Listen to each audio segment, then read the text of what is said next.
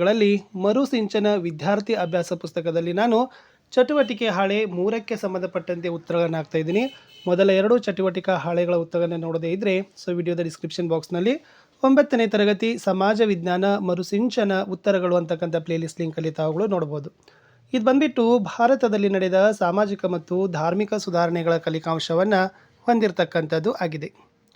ಮೊದಲ ಪ್ರಶ್ನೆ, ಚಟುವಟಿಕೆ 1 ಕೆಳಗಿನ ಚಿತ್ರಗಳ ಸಹಾಯದಿಂದ ಸಾಮಾಜಿಕ ಪಿಡುಗುಗಳನ್ನು ಗುರುತಿಸಿ ಅಂತ ಕೇಳಿದ್ದಾರೆ. ಸ್ನೇಹಿತರೆ, ಮೊದಲ ಚಿತ್ರದಲ್ಲಿ ಏನಿದೆಪ್ಪ ಅಂದರೆ ಸತಿ ಸಹಗಮನ ಪದ್ಧತಿ ಅಂತ ಕರೀತಾರೆ. ಗಂಡ ಸತ್ತಾಗ ಹೆಂಡತಿಯನ್ನು ಕೂಡ ಏನು ಮಾಡ್ತಾರಪ್ಪ ಅಂದರೆ ಚಿತೆಗೆ ಹಾಕುವುದು. ಎರಡನೇ ಚಿತ್ರದಲ್ಲಿರ್ತಕ್ಕಂಥ ಸಾಮಾಜಿಕ ಪಿಡುಗುಗಳಲ್ಲಿ ಚಿಕ್ಕ ಮಕ್ಕಳು ಏನು ಮಾಡಿದ್ದಾರೆ ಅಂತಂದರೆ ವಿವಾಹಕ್ಕೆ ಒಳಪಟ್ಟಿದ್ದಾರೆ. ಅದನ್ನು ನಾವು ಬಾಲ್ಯ ವಿವಾಹ ಅಂತ ಕರಿತೀವಿ. ಮೂರನೇ ಚಿತ್ರದಲ್ಲಿರ್ತಕ್ಕಂಥದ್ದು ಹುಡುಗ ಮತ್ತು ಹುಡುಗಿ ಅಂತ ಇದೆ. ಇದನ್ನು ನಾವು ಲಿಂಗ ತಾರತಮ್ಯ ಅಥವಾ ಲಿಂಗ ಅಸಮಾನತೆ ಅಂತ ಏನು ಮಾಡ್ತೀವಿ ಕರಿತೀವಿ. ಮುಂದೆ ಇರ್ತಕ್ಕಂಥದ್ದು ಹೆಣ್ಣು ಭ್ರೂಣ ಹತ್ಯೆ ಅಂತ ಕರೀತಾರೆ. ಲಾಸ್ಟಲ್ಲಿರ್ತಕ್ಕಂಥ ಸಾಮಾಜಿಕ ಪಿಡುಗು ಬಾಲಕಾರ್ಮಿಕತೆ ಅಂತ ಕೇಳಿದ್ದಾರೆ. ಅಂದರೆ ವಿದ್ಯಾಭ್ಯಾಸವನ್ನು ಮಾಡ್ತಕ್ಕಂಥ ಕೈಗಳು ಅವೇನು ಮಾಡ್ತಾವಪ್ಪ ಅಂತಂದ್ರೆ ಕೂಲಿಯ ಕೆಲಸವನ್ನು ಮಾಡೋದರಲ್ಲಿ ಸೇರ್ತವೆ. ಚಿಕ್ಕ ವಯಸ್ಕ ಮಕ್ಕಳು ಕೆಲಸಗಳಲ್ಲಿ ತೊಡಗೋದನ್ನೇ ಬಾಲಕಾರ್ಮಿಕತೆ ಅಂತ ಕರಿತೀವಿ. ಇನ್ನು ಮುಂದೆ ಹೋಗೋಣ. ಚಟುವಟಿಕೆ 2ರಲ್ಲಿ ಈ ಸಮಾಜ ಸುಧಾರಕರ ಚಟುವಟಿಕೆಗಳನ್ನು ನೀವು ಚರ್ಚೆ ಮಾಡಬೇಕು, ಕೋಷ್ಟಕಗಳಲ್ಲಿ ಗುರುತಿಸಬೇಕು. ಮೊದಲ ಚಿತ್ರದಲ್ಲಿರ್ತಕ್ಕಂಥವ್ರು ಯಾರಿದ್ದಾರಪ್ಪ ಅಂದರೆ ರಾಜಾರಾಮ್ ಮೋಹನ್ ರಾಯ್ ಅಂತಕ್ಕಂಥದ್ದು ವ್ಯಕ್ತಿ. ಹಾಗಾದರೆ ಈ ರಾಜಾರಾಮ್ ಮೋಹನ್ ರಾಯ್ ಅವರು ಕಟ್ಟಿರ್ತಕ್ಕಂಥ ಸ್ಥಾಪಿಸಿದ ಸಂಘ ಸಂಸ್ಥೆ ಬ್ರಹ್ಮ ಸಮಾಜ ಅಂತ ಕರಿತೀವಿ. ಇವರು ಒಂದು ಪ್ರಾರಂಭಿಸಿದ ಪತ್ರಿಕೆ ಹೆಸರು ಸಂವಾದ ಕೌಮುದಿ. ಅವರ ಬೋಧನೆಗಳಲ್ಲಿ ಅವರು ಸತಿ ಪದ್ಧತಿಗೆ ವಿರೋಧವನ್ನು ವ್ಯಕ್ತಪಡಿಸ್ತಾರೆ.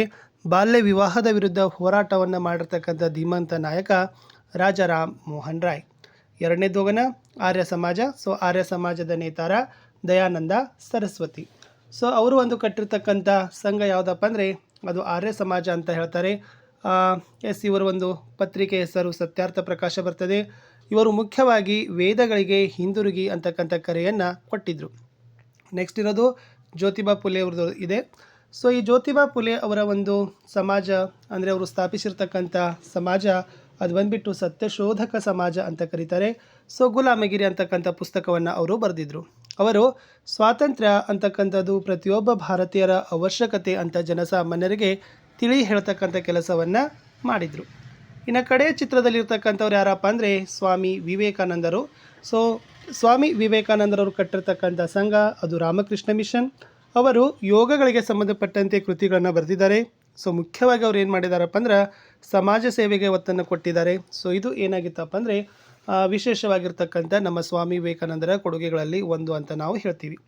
ಮುಂದೆ ಇರ್ತಕ್ಕಂಥದ್ದು ಸರ್ ಸೈಯದ್ ಅಹಮದ್ ಖಾನ್ ಅವರಿದ್ದಾರೆ. ಅವರು ಮುಖ್ಯವಾಗಿ ಎಲಿಘರ್ ಚಳವಳಿಗಳನ್ನು ಪ್ರಾರಂಭ ಮಾಡ್ತಾರೆ. ಅವರು ಕೂಡ ಸ್ತ್ರೀ ಶಿಕ್ಷಣಕ್ಕೆ ಒತ್ತು ಕೊಡ್ತಾರೆ.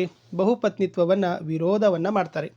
ಇನ್ನು ಲಾಸ್ಟ್ನಲ್ಲಿ ಇರ್ತಕ್ಕಂಥವ್ರು ಯಾರಪ್ಪ ಅಂದರೆ ನಾರಾಯಣ ಧರ್ಮ ಪರಿಪಾಲನಾ ಯೋಗಂ ಅಂತಕ್ಕಂಥದ್ದು ಇವರು ಸ್ಥಾಪಿಸಿದರು. ಮುಖ್ಯವಾಗಿ ಸಾಮಾಜಿಕ ಪ್ರತಿರೋಧ ಚಳವಳಿಯ ಆರಂಭವನ್ನು ಅವ್ರು ಏನು ಮಾಡ್ತಾರಪ್ಪ ಅಂದ್ರೆ ಮಾಡ್ತಾರೆ. ಇನ್ನು ಇದೇ ಈ ಕಲಿಕಾ ಹಾಳೆಯಲ್ಲಿರ್ತಕ್ಕಂಥ ಮೂರನೇ ಒಂದು ಪ್ರಶ್ನೆ ಬರ್ತದೆ. ಪ್ರಶ್ನೆ ಏನಿದೆ ಅಂದರೆ 19ನೇ ಶತಮಾನದಲ್ಲಿ ಭಾರತೀಯ ಸಮಾಜದ ಜಾಗೃತಿಗೆ ಕಾರಣವಾದ ಅಂಶಗಳನ್ನು ಪಟ್ಟಿ ಮಾಡಿ ಅಂತ ಕೇಳಿದ್ದಾರೆ. ಹಾಗಾದರೆ 19ನೇ ಶತಮಾನದಲ್ಲಿ ಭಾರತೀಯ ಸಮಾಜದಲ್ಲಿ ಬಹಳಷ್ಟು ರೀತಿಯಾಗಿರ್ತಕ್ಕಂಥ ಜಾಗೃತಿ ಅರಿವು ಉಂಟಾಯಿತು ಅಂತ ನಾವೇನು ಮಾಡ್ತೀವಪ್ಪ ಅಂದರೆ ಹೇಳ್ತೀವಿ. ಅಂದರೆ ಮುಖ್ಯವಾಗಿ ನಮ್ಮ ಭಾರತೀಯರಿಗೆ ಏನಾಯಿತು, ಅದು ಪಾಶ್ಚಾತ್ಯ ಸಂಸ್ಕೃತಿಯ ಪ್ರಭಾವ ಅವರಿಗೆ ಬರ್ತದೆ. ಮುಂದೆ ಶಿಕ್ಷಣದ ಲಭ್ಯತೆ ಆಗ್ತದೆ. ಪ್ರತಿಯೊಬ್ಬ ಭಾರತೀಯರು ಶಿಕ್ಷಣವನ್ನು ಪಡಿತಾರೆ. ಆಮೇಲೆ ನಮ್ಮ ಭಾರತೀಯ ವಾಸಿಗಳಿಗೆ ಏನಾಗ್ತದಪ್ಪ ಅಂದ್ರೆ ಈ ಪ್ರಜಾಪ್ರಭುತ್ವ ಮತ್ತು ರಾಷ್ಟ್ರೀಯತೆಯ ಪರಿಚಯವನ್ನು ಸಂಪೂರ್ಣವಾಗಿ ಆಗಿಬಿಡ್ತದೆ. ಮುಂದೆ ಪ್ರತಿಯೊಬ್ಬ ಭಾರತೀಯರಲ್ಲಿ ವೈಚಾರಿಕ ಮನೋಭಾವ ಮೂಡ್ತದೆ. ಭಾರತೀಯರಲ್ಲಿ ಸಮಾಜ ಸುಧಾರಣೆ ಬಗ್ಗೆ ಆಸಕ್ತಿ ಬಲವಾಗಿ ಬೆಳೀತಾ ಹೋಗ್ತದೆ. ಜೊತೆಗೆ ಪ್ರತಿ ವ್ಯಕ್ತಿ ಸಮಾಜ ಸುಧಾರಣೆ ಮಾಡಬೇಕಂತಕ್ಕಂಥ ಆಸಕ್ತಿಯನ್ನು ತೋರ್ತಾನೆ. ವಿಶೇಷವಾಗಿ ಆಂಗ್ಲ ಸಾಹಿತಿಗಳ ಆಂಗ್ಲ ಪಾಶ್ಚಾತ್ಯರ ಚಿಂತನೆಗಳು ನಮ್ಮ ಭಾರತೀಯರ ಮೇಲೆ ಪ್ರಭಾವವನ್ನು ಬೀರಿದರೆ ಲಾಸ್ಟ್ ಹೇಳ್ಬೋದು ನಾವೇನಪ್ಪ ಅಂದ್ರೆ ಈ ಬ್ರಿಟಿಷ್ ಆಡಳಿತಗಾರರ ಸುಧಾರಣಾವಾದಿ ಚಳವಳಿಗಳ ವ್ಯಾಪಕ ಪ್ರಭಾವ ನಮ್ಮ ದೇಶದ ಜನರ ಮೇಲೆ ಬೀಳ್ತದೆ.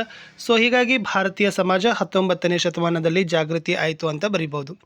ಇಷ್ಟಿತ್ತು ಸಮಾಜ ವಿಜ್ಞಾನ ಮರುಸಿಂಚನ ಪುಸ್ತಕದಲ್ಲಿರ್ತಕ್ಕಂಥ ಚಟುವಟಿಕೆ ಹಾಳೆ 3ರಲ್ಲಿರ್ತಕ್ಕಂಥ ಪ್ರಶ್ನೆಗೆ ಉತ್ತರಗಳನ್ನು ನಾನು ಸಿಗ್ತೀನಿ ಹೊಸ ವಿಡಿಯೋದಲ್ಲಿ. ಅಂಟಿಲ್ ಟೇಕ್ ಕೇರ್, ಬಾಯ್.